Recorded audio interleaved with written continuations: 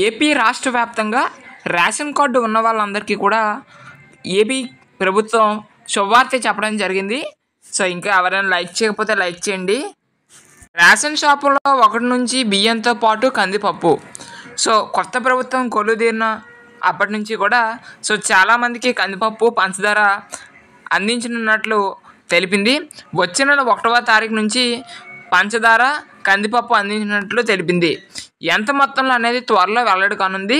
CM Chandrababu Naidu గారి ఆదేశాలతో పౌరశాఖ అధికారులు చర్యలు తీసుకుంటున్నారు.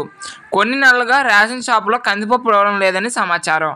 సో మనకి కొన్ని నెలల నుంచి ఒక నెల కందిపప్పు ఇస్తే ఒక నెల కందిపప్పు ఇచ్చేవారు కాదు. సో ఇక నుంచి ప్రతి నెల కూడా కందిపప్పు ఇవ్వాలని చంద్రబాబు నాయుడు గారు అధికారులను ఆదేశించడం అయితే జరిగిందనమాట. సో ఇది ఒక రకంగా గుడ్ న్యూసే, అందరూ కూడా గమనించండి. సో అటువంటి ఇంపార్టెంట్ అప్డేట్స్ కోసం మన ఛానల్ అయితే సబ్స్క్రైబ్ చేయండి.